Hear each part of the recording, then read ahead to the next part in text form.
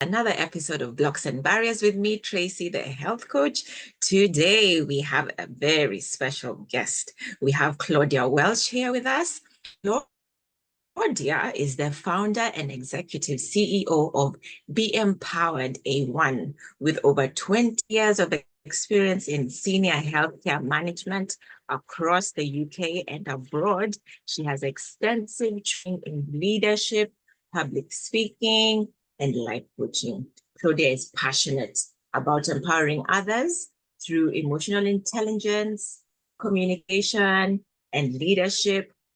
She's also a radio presenter and an active member of Toastmasters, let me say it again, Toastmasters International, where she hones her speaking and mentoring skills.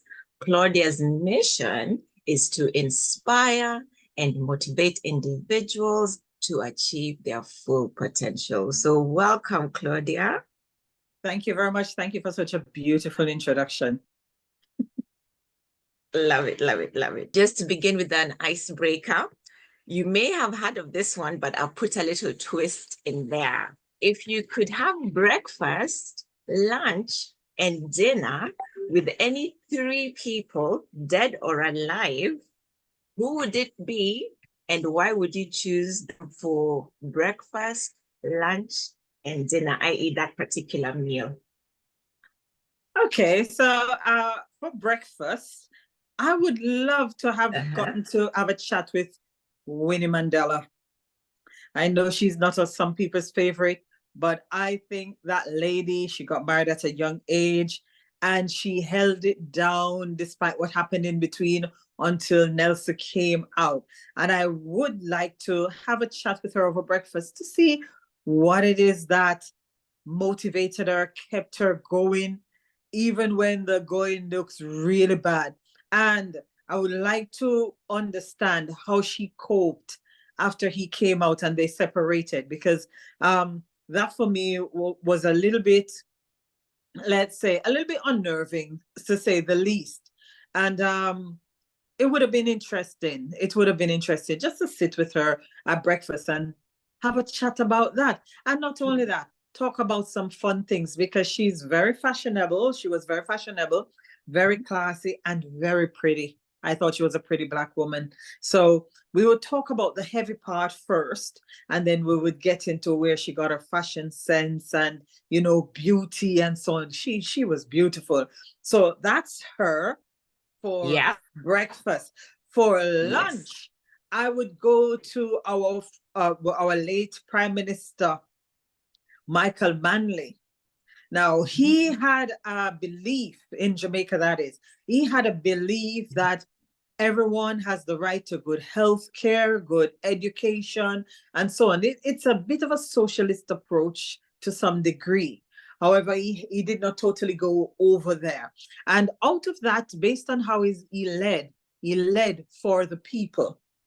And I would like to understand, as a man who is not Jamaican born, and he's not a Black man, what is his inspiration for helping a nation of people like the Jamaican people?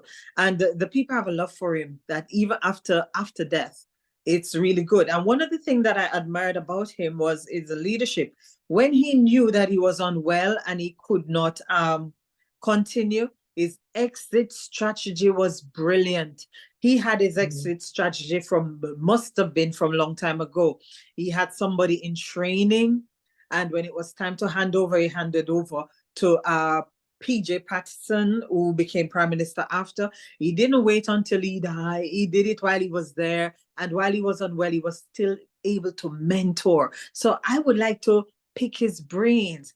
How are you that good with your emotional intelligence? Because I'm big on that topic.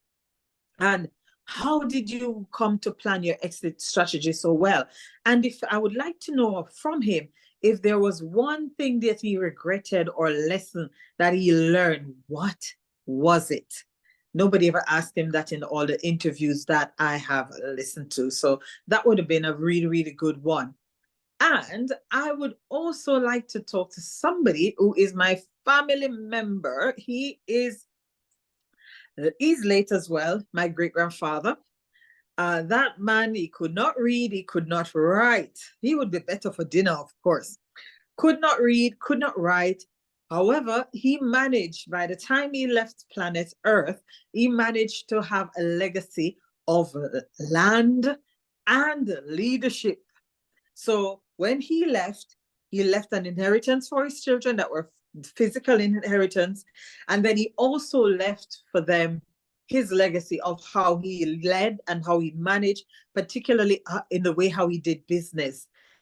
And as I said before, not the brightest one when it comes to reading and writing, but he understood the law. He knew where to get information from, and all his lands had title. And after they are undertaken, so I think sitting at the feet of my grandfather would have been a great one to see how the Welsh name came to be. Yes.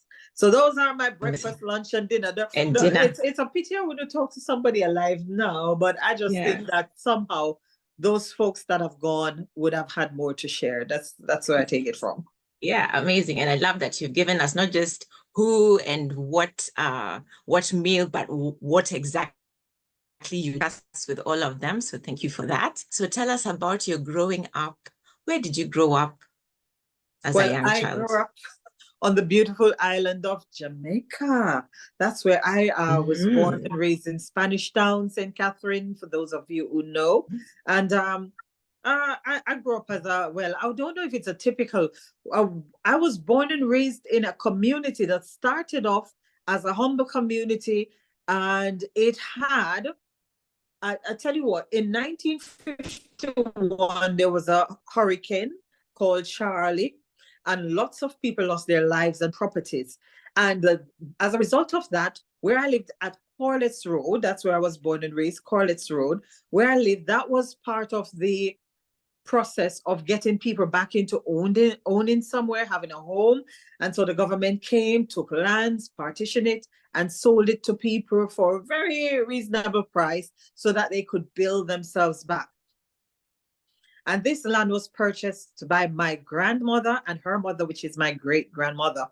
And we were born and raised on that property. Now, fortunately or unfortunately, it didn't remain a quiet, nice village for long. It wasn't long before, for whatever reason, it turned into a ghetto. And I have lived through it for that as well when we were young growing up.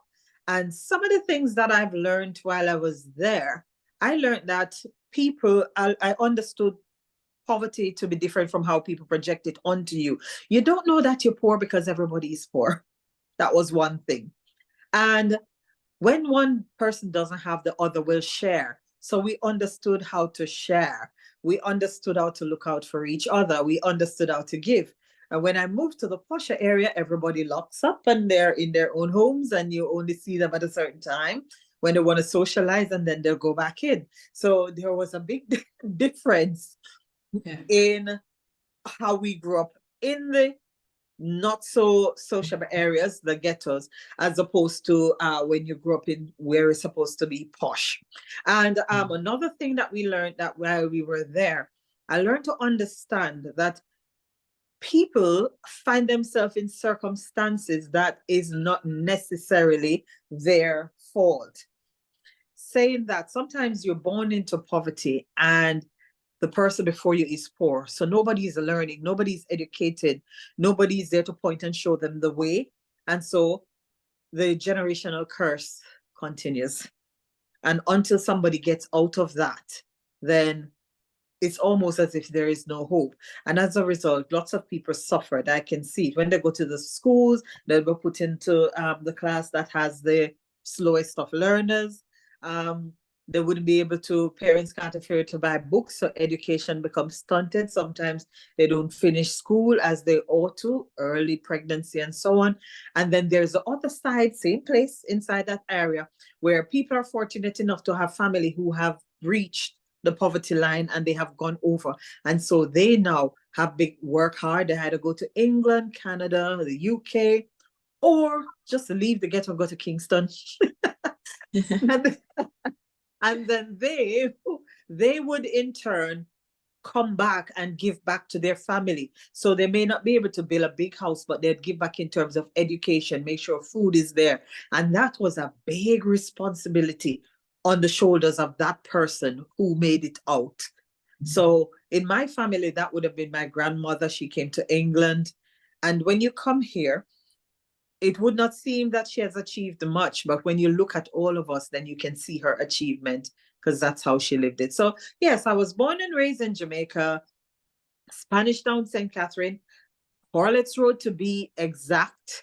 And yes, I've got to live on both sides of the world while growing up. I got to live on the side where it was a nice little village turned into a not so nice community. And as we got older, we moved into a nicer area and we got to see the nicer side as well, and the difference between the two. And I think that has an impact on me to this day. Yeah. And what would be that impact? I was going to ask you. Okay, impact such as when I look at people, I don't see color anymore. When I was in Jamaica, we have classism and colorism. There's a class system and a color. Class, how much money you have, pretty much. And color is the lighter your complexion, the more likely you are to get certain jobs. And unfortunately, it still exists in Jamaica, but it has more of an undertone. It is not said outright because people have come far and wide and have become more accomplished. So you learn about that. And one of the things that I've learned also is that when you're growing up poor, people forget that you're a child and you'll one day become an adult. And they already forecast that you're going to be worthless and they have written you off. And they forget youth is on your side, and so is time, unless the good Lord allow otherwise. And a lot of people who were not nice when we were younger, when we grow older and we were more accomplished, it is quite interesting to see how they change their tune. But I've learned the impact is don't go around judging people. Don't write people off. There is no point. You never know who will be who and what will be what and where you will be at the time when who is who and what's what, if it makes sense. That's a big thing. Yeah. And another thing, I go to church. I just go to church and praise the Lord. I don't want to hear all the politics of it. You go to work, I work, I leave. I don't want to hear all the politics of it because I have seen people with real problems. And some of the times what we consider problems are just us being stubborn, if I wish to be frank. Okay. Yeah, that's true. And so in saying that sometimes we judge people and we don't see how their life will turn out, for you, did you ever think you'll come up to be a radio presenter? Not at all. I remember when we were kids, where we lived in Spanish Town, the fly path to the airport would go over our houses. And it would be low enough for us to know which plane it was. And it would be fun for us as kids, as the planes are flying over, that we'd look up and would wave to the plane. We don't know if anybody can see us, yes or no, don't have a clue. We'd wave to these planes. And none of us, not one of us, thought that we would set foot in a plane because you just don't think that far. We never knew we'd set foot in a plane. We never knew we'd travel the world. We never knew we'd have had good jobs. You just didn't know. We just lived. But my mother was very, very, very adamant that education was the only way out. There was no other way. And getting a handout is one thing, but what you do with it is another. So education was our key. So she made sure we go to school, we go to classes, we were reading from the newspaper, we were reading from the Bible, no fancy storybooks. And she didn't go to church, but we could not.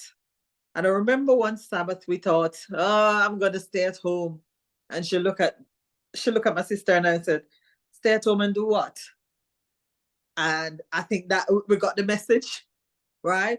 And when it Yeah, was you had to time go. for 13 Sabbath, she used to sell on a Saturday. So she would come at the church and she'd stand by the door and she would watch us present. Then she would go off selling. So we had that instilled in us, some principle. You have to have ambition.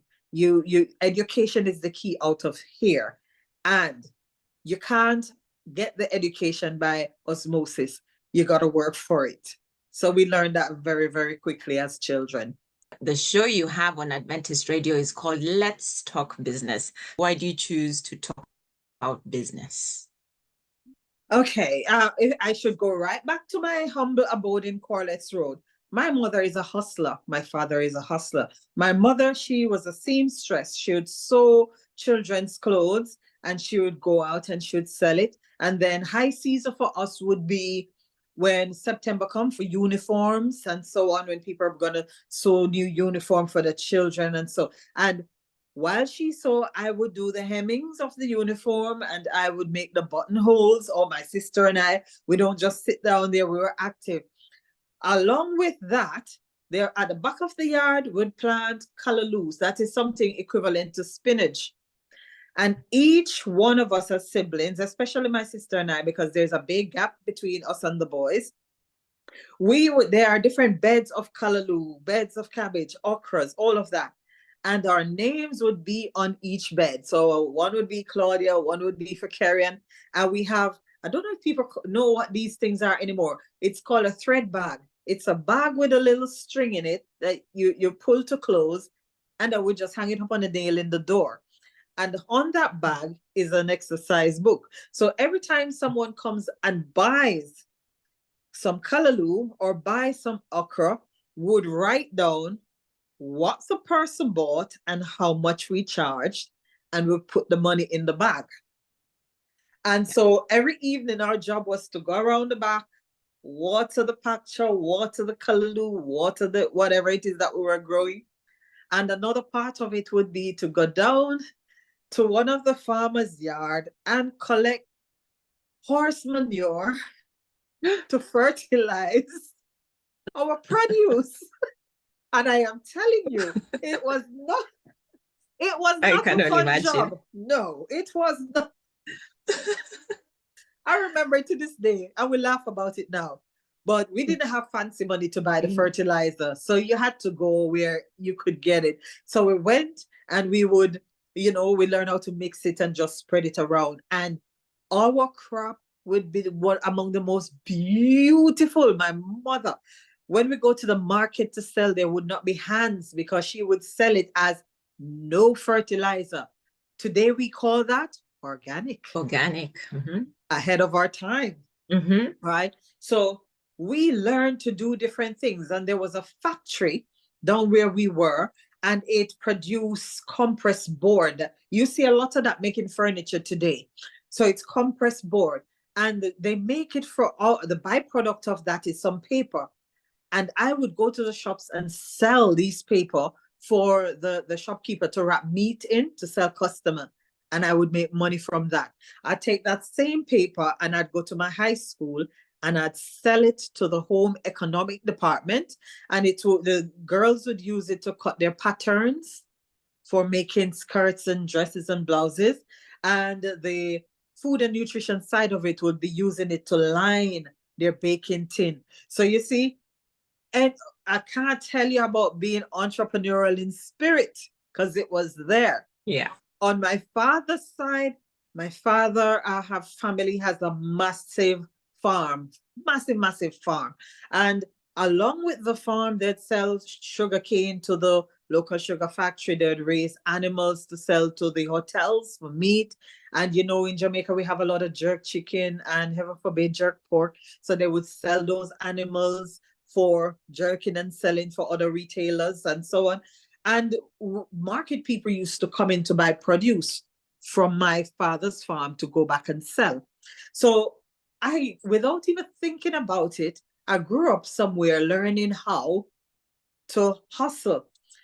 Now, as I grew up, I was wondering why we were poor. Why were we poor? And it's good that we go to church and praise the Lord and pray for a blessing, but why were we poor? I couldn't work that out. And so when you stop to think about it, the entrepreneurial spirit is still with me. But what are we not doing right with our monies? Mm-hmm. And not only that, most of the people who do what we call menial jobs, like farming, selling in the markets, they were sending their children to universities to become employed.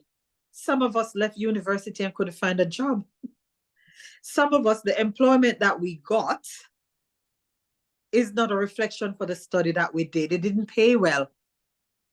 And it wasn't long before I realized that the people out in doing the menial task with the plumbing and the trades work, things that we don't see as lovely, if you really check it out, those are the people who really are making a good living. That's that's one and two. So growing up in an environment where that energy of selling and buying and hustling, being there, seeing that but not recognizing it, and two, being sent off to university to study to become employed. And I have been employed for a long while, and it took me a while to figure it out that, hold on a minute, it would have been better for financial independence and for better use of your time, freedom, I call it. Wouldn't it be better if I worked for myself, ran my own business? Would it be more productive? Every month I get the same salary unless I work overtime. If I work overtime, it gets taxed even more. And with the things and the dreams that I have, they're not going to be accomplished doing that. So you have to look at that. Then you look at if you get married, have family, what time are you going to have for them if you're busy working, providing for them? And as we see with the economical climate of today, it's tricky. It's tricky. So definitely when I look at all of this, put all of this together, and then I started reflecting, why were we poor? My grandma and great-grandma bought us a piece of land. We were rich. We didn't have to pay for rent. We didn't have to pay for mortgage. Okay, so it wasn't the best area in the neighborhood. But why were we poor? Why were we poor when there was a big piece of land around the back? We used to plant vegetables. What happened? When did we sign off? When did we stop? When did we shut down? There should have been a day that we would have gone to our bed hungry. That should never have happened. And so as I question this, even as an adult, I realize that sometimes it is our mindset. So you can have somebody who has a very good job, make very good money, and has nothing to show for it. And then you have somebody who does very little, but they are frugal with it, and they know how to, what we call in Jamaica, turn your hand and make fashion. Make do with what you have. And not only that, become entrepreneurial, know how to do the side hustle to make better. And I realize that sometimes, and not sometimes, in most times, we don't learn how. We have not been taught, we have not been shown how to be financially independent.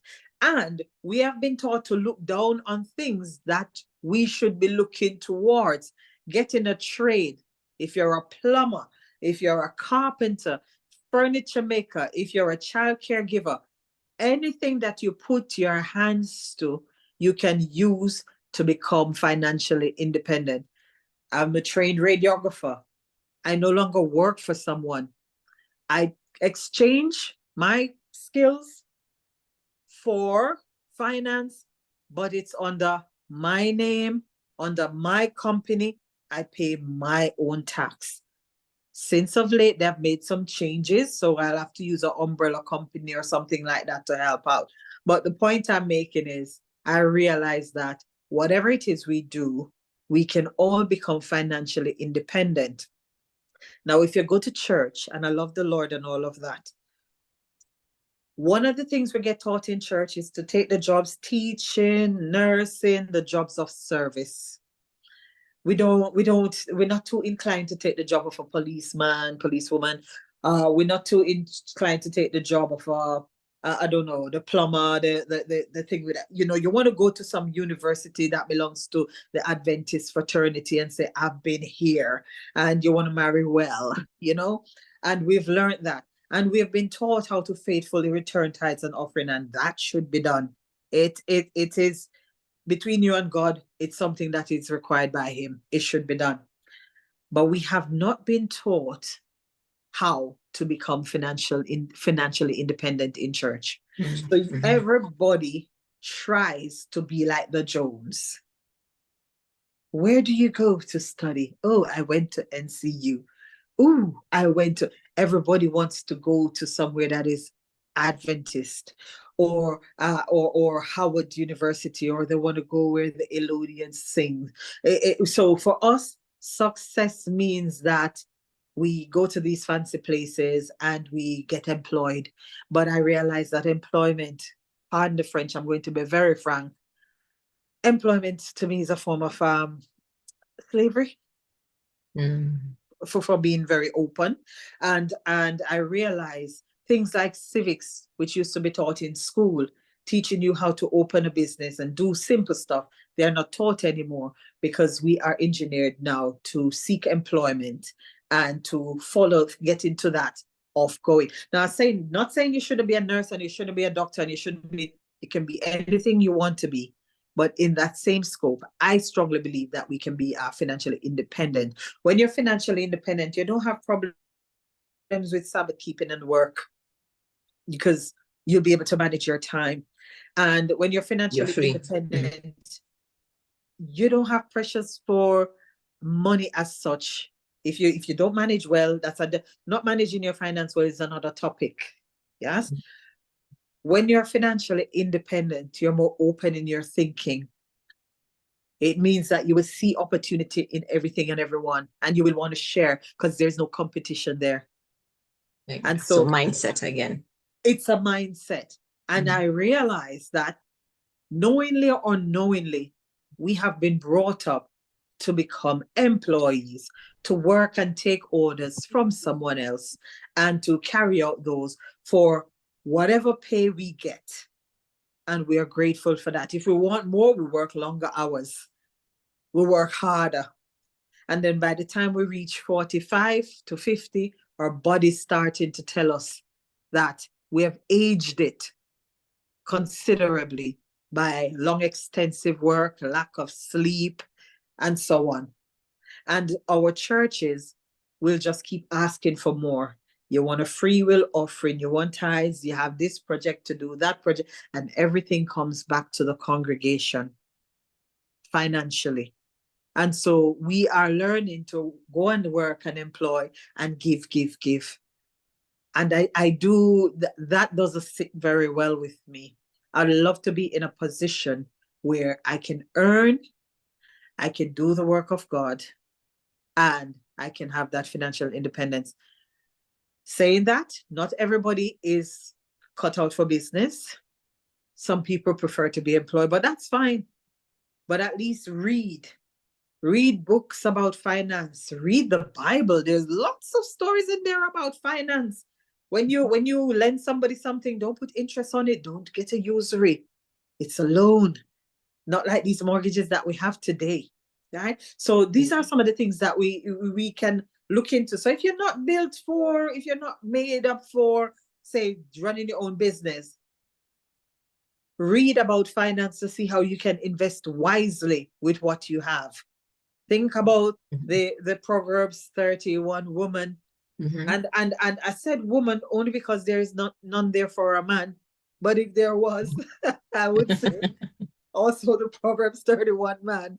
How you invest with what you have, how you save, what saving means to you. When you save, who is using your money? What is it doing for you? And when you leave an inheritance, Lord, let me talk about the inheritance. Right?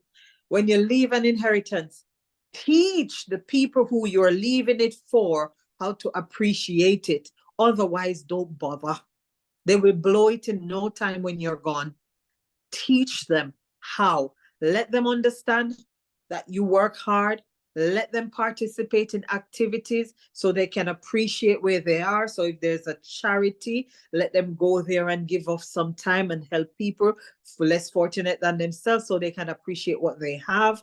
Let them teach them about money and finance. And if you can't do it, find somebody who can. If you can't, find a search engine, put in what the idea that you have. I'm sure something will come up on one of these, and you sit at a family and discuss money.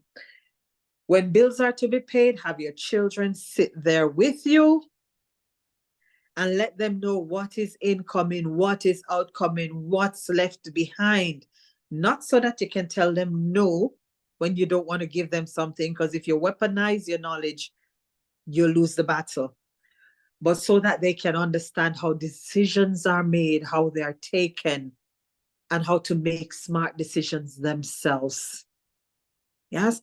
And so when I look at what I have done in my life, and I think about a radio show, I thought about a podcast. I was like, what will I do?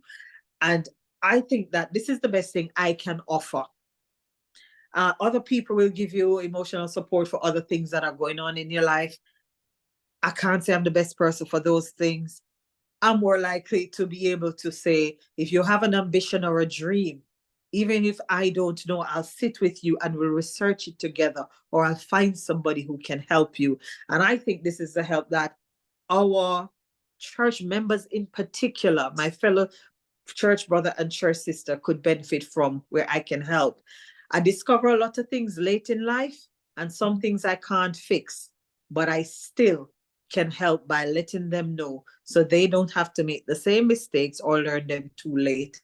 And so for me, radio presenting, talking about business, my whole experience growing up, reflection on my whole experience growing up, looking at the people amongst me who seem to be the ones who survive, do well, make good decisions, your grandfather, your grandmother, your neighbor, the people who sell in the market and send their kids to university. And when you go out in the countryside, they have some luxurious houses that they are not paying any mortgages for. When I look at all of that collectively, the church family, they mean us well, they're teaching us to give and be kind, but we also need to know how to become financially independent, how to acknowledge that our gifts and our talents can be used for financial gain. Not that you should come and sell the church stuff. Don't get me wrong, because the Lord is the Lord. He gives and he can take away. But you still have to know how to put a value on it, and you do things that you love and enjoy.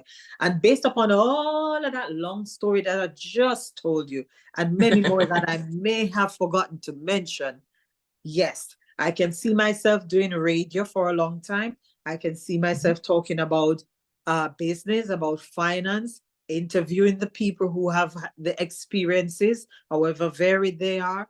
Find out together between my guests and me. We help our listeners to understand where people are coming from, to understand about people and personality and business, and so understand that if you have a dream, it doesn't matter how old you are, how young you are, how rich, how poor, it can be realized. But you just have to get up and start something.